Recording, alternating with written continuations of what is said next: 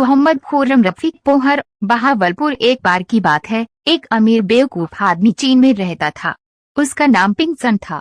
उसका एक नौकर अदृश्य था। उसने अपने गुरुवार से भी अधिक मूर्खतापूर्ण कार्य किए। एक दिन पिंगसन ने नदी के किनारे टहलने के लिए सोचा।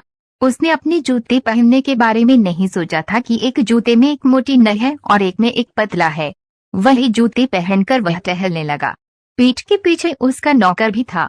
थोड़ी देर चलने के बाद पिंगसन को लगा कि चलने में परेशानी हो रही है। एक पैर दूसरे की तुलना में नीचे चला गया। नौकर से कहा, मेरे पैर में शायद कुछ असुविधा है।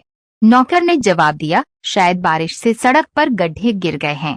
एक आदमी घूम रहा था। जारी उन्होंने उनकी बात सुनी और कहा, सर, सड़क पूरी तरह से भी है और ग्रीजी इट, यहाँ लंबे समय से बारिश नहीं हुई है। फिर मेरे पैर ऊपर और नीचे क्यों जा रहे हैं? पिंगसन ने पूछा। अजनबी ने कहा, सर, आप एक मोटी एकमात्र और एक पतली एकमात्र पहन रहे हैं। शूट आपको चलने में असहज बनाता है। यदि आपके दोनों जूते उनके नीचे समान हैं, तो चलना कुछ भी मुश्किल नहीं होगा और आप टहलने का आनंद लेंगे। पिंगसन ने जूतों को देखा और आश्वस्त हो गया कि वह आदमी सही कह रहा है। उसने अपने नौकर से कहा, घर जाओ और मुझे एक और जोड़ी जूते लाओ। नौकर घर आ गया। जब उसने दूसरे जोड़े को देखा तो वह वही नहीं था। एक मोटा था और दूसरा पतला था।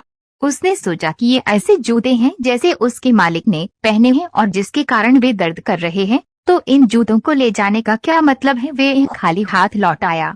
जब पिंगसन ने उसे देखा तो उसने पूछा, मेरे अन्य जूते कहाँ हैं? नौकर ने उत्तर दिया, मेरे स्वामी, तुमने जूते लाने को कहा। जब मैंने इन जूतों को ध्यान से देखा तो पता चला कि ये बिल्कुल एक ही जोड़ी हैं।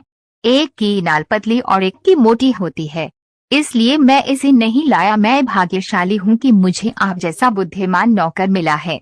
आज ये शायद भाग्य में लिखा गया एकमात्र दर्द था, पिंगसन ने कहा और उसी जूते के साथ चलना जारी रखा।